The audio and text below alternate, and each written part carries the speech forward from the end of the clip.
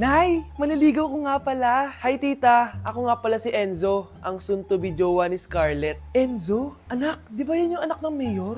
Opo Nay. Galing mo talaga pumili anak. Mukhang magkakapera ako ah. A few moments later. O sige, pumapayag na ako na maging jowa mo tong anak ko. Yes! Pangako tita, hindi ko papaiyakin si Scarlett. Pwede mo na akong i-kiss. Paps, may bayad ang kiss sa anak ko, ha? Nay, ano na naman yan? Aba, syempre, ang mahal ng diaper at gatas mo ng bata, tapos libre lang. Ano naman? Tita, magkano po ba? Magkano? Eto price list. Holding hands, 200 pesos. Hug, 300 pesos. Kiss sa kamay, 500 pesos. Kiss sa noo, 700 pesos. Kiss sa lips, 1,000 pesos. At kung makikipag-date kayo sa isa't isa, 3,000 pesos at dapat sagot mo yung bill, ha? 3 hours lang yon. Kung mag-extend ka, pwede naman magbayad ng additional. At bawal tumawad. Pili ka na lang. Nay, ang mahal naman. Diyos ko. Ano naman, business is business. Kailangan ko ma-ROI mga nagastos ko sa'yo. Ito po tita, cheque. Unlimited kiss na yan na. Cheque? Kahit gumawa pa kayo ng 10 anak. 1 million ba to? Ano to? Idedemanda mo ko? Ano ba ginawa ko sa'yo? Oo, ipapademanda kita. Gagawin mo pa akong business mo, ha? Wala ka namang business permit. Tsaka ang mahal naman ng mga presyo mo. Di naman gano'ng kaganda tong anak mo. Teka lang. Joke lang yun eh. Mahilig talaga ako mag-ganon. Isusumbong ko kayo sa tatay ko, Mayor. See you sa kulungan. Kukulong na naman ako. Okay po, ma'am. Hoy, ikaw! Tumawag teacher mo sa akin! Bagsak ka na naman? Nay, kasi... Ayoko na marinig! Simula ngayon, bawal ka nang gumala at mag-cellphone! Hindi pwede to. Anong gagawin ko? Aray! Sakit ng pagkaramdam ko! Magpahinga ka na, anak! Bipilit kita ng Chicken Joy! Sige po, Nay! Effective yung plano ko ah. A few moments later. Anak! Ayan! Bilis! Oh, nagsiselfone ka na? Okay ka na, no? Maglinis ka na doon sa baba!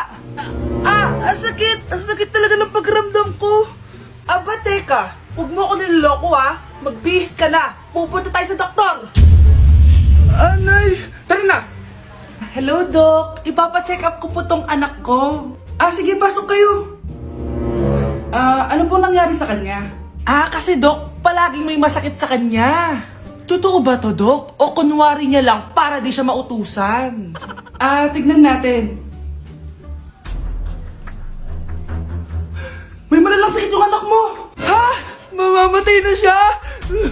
Di ka magiging OA, mama. Meron akong gamot dito, ma'am. Last stock na lang to. Ipainom mo na. Effective yan, ha? Iinumin ko na, Nay, ha? Ayan, Nay. Okay na pakiramdam ko. Ayan, huliin niyo na yan. Ano mangyayari? Isa siyang peking doktor. Kaya ikukulong na namin siya. Ha? Anak, ano nangyayari sa'yo? Anak! Ay, expired na pala yung gamot. Walang iya ka!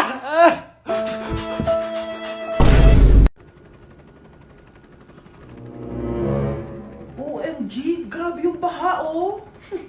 For sure, marami naman nakurakot si Dad. Paldo! Jessica, ba't ang aga mo? Di ba traffic kasi baha? Ay, opo, ma'am. Baha nga po eh. Kaya pinag-helicopter na ako ni Daddy para safe ako. Kawawa nga po yung mga tao eh. Wow, sana all. Yes, Daddy? Opo, nandito na po ako sa school.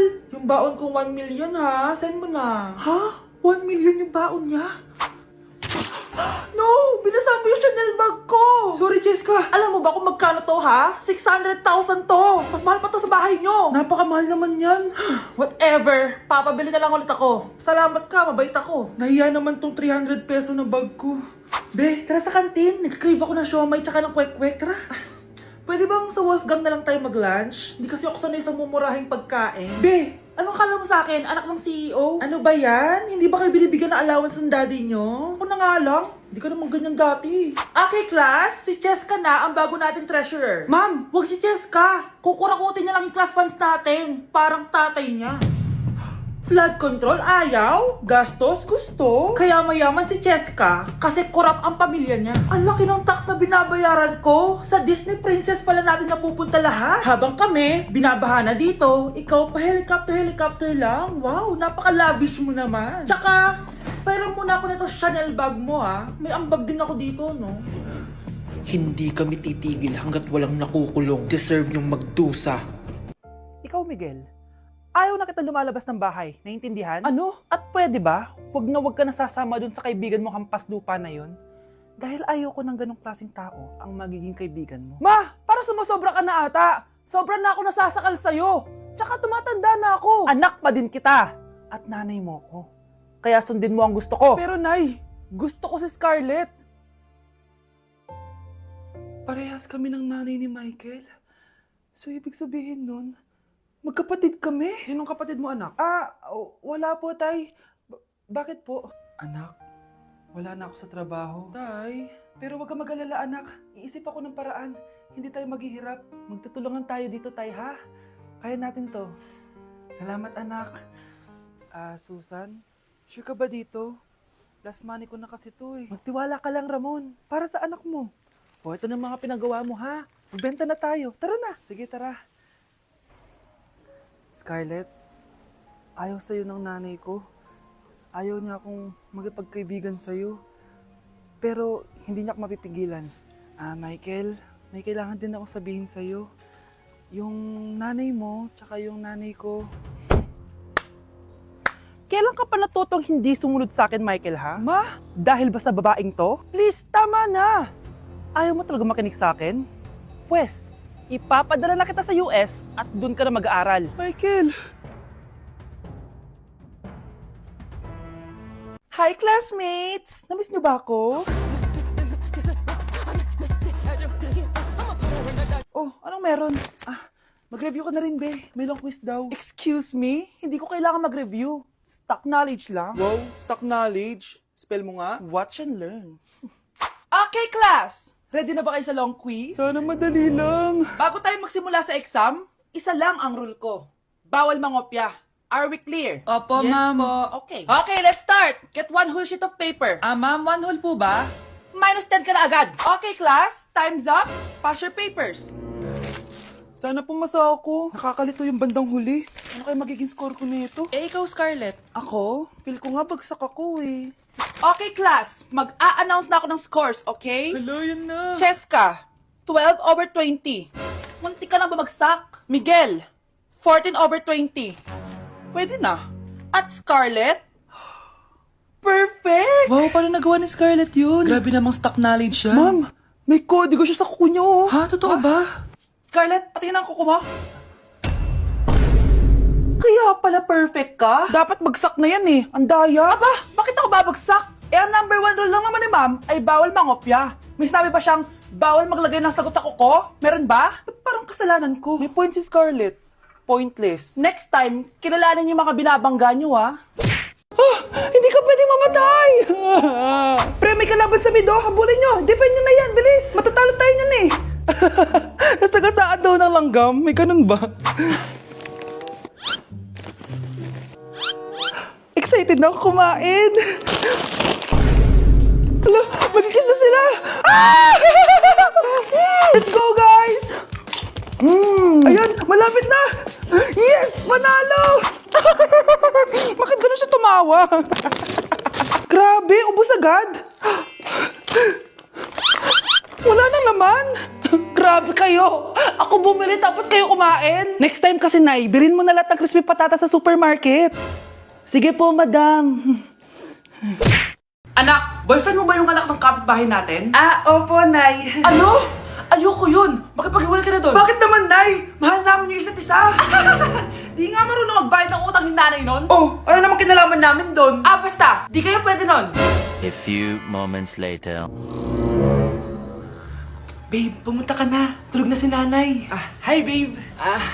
Hello. Ba't parang kabado ka, babe? Kasi ayaw sa'yo ng nanay ko. Ayan na nga ba sinasabi ko? Nay! O anak, bakit nandito ka sa bahay ng babaeng yan? Nandito pala hindi marunong magbayad ng utang. Nahiya naman ako sa'yo, chismosa. Teka lang, magkano ba utang mo sa kanya, Nay? 50 pesos. 50 pesos lang yung utang niya sa'yo? 50 pesos lang? Umiiyak na? Bakit? Malaking bagay na yun sa akin. Oo, ito. Bibigyan ko kayo tig 1,000 tig isa. Oh, ito, Nay. Manahimik ka na, ah. Oh, magpapakasal na kami next week ng girlfriend ko, ah. Aba, kasal agad? Dagdagan mo to. Nay naman! Magkano po ba? 10 milyon. 10 milyon? Babe, mukhang 2050 pa tayo pwede magpakasal.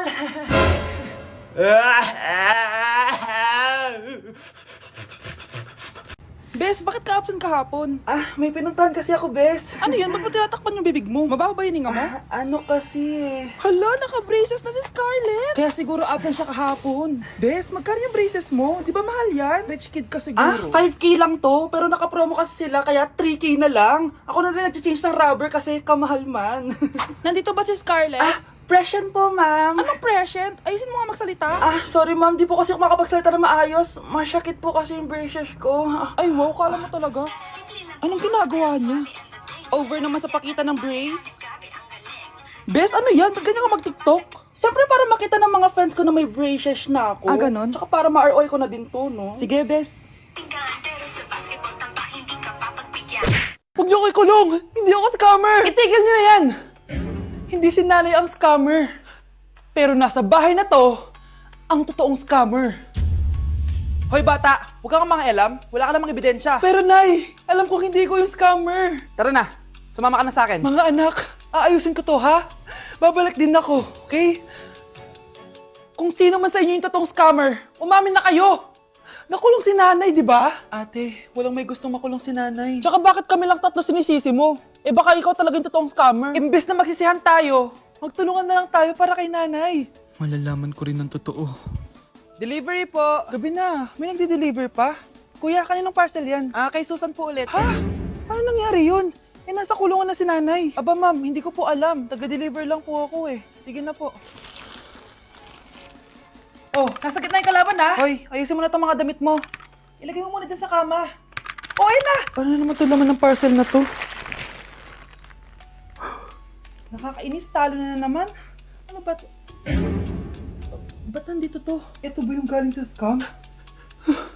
Sabi ko na nga ba, ikaw yung scammer! Ate, hindi ako yung scammer. May parcel na dumating at nakapangalan kay nanay. Di ba pang computer to? Eh, ikaw lang naman mahilig mag-computer dito eh. Ano na namang scam ang ginawa mo? Pasalamat ka, menor de edad ka pa. Bawal ka pa makulong. Pasensya na sa ginawa ng anak ko. Pagsasabihan ko to. Basta wag na uulitin ha. Ako na magbibigay sa mga may-ari neto. Sige na. Ang galing mo talaga. O ito, sino to cellphone? Akin tong pera. Mas kailangan ko to. Galingan mo pang mang scam para mas marami tayong makuha. Bahala sa'yo. Makakaasa ka. Gagalingan ko pa. Okay, class! Na-miss nyo ba ako? Bumalik na si ma'am! At dahil first meeting natin, hindi muna ako magli-lesson. Gusto nyo ba yon? Ma'am, pwede po kami kumain sa kantin? Sure! Oh, yung mga gustong kumain, kumain na. Gawin nyo na lahat ng gusto nyong gawin. Basta, today lang yan ha. Next week, magli-lesson na tayo. Grabe, ang bait talaga ni ma'am, no? True, be. Kaya favorite ko yan si ma'am eh. Tara na, kain na tayo. Okay, class. What is the powerhouse of the cell? Scarlett? Ano ba yun? Starts with letter M. Mitochondria? Very good! Kaya mo naman pala eh. Thank you, ma'am. O, class, mag-e-exam kayo ha. Dinalian ko na to para sa inyo. Lahat ng nasa lesson natin, nandito. Okay, get one and pass. Oo nga, ang dali lang. Makaka-perfect pa ata ako. A few moments later. Okay, time's up. Pass your papers. Wow naman, lahat kayo nakakuha ng high scores. Magaling ka kasi magturo, ma'am.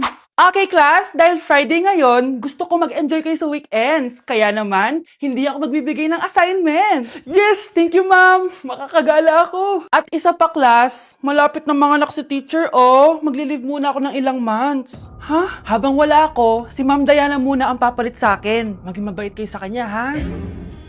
Hi, class. Namiss niyo ba ako? At dahil first meeting natin, may surprise quiz kayo. Nandito na naman yung pet peeve ko. Hindi!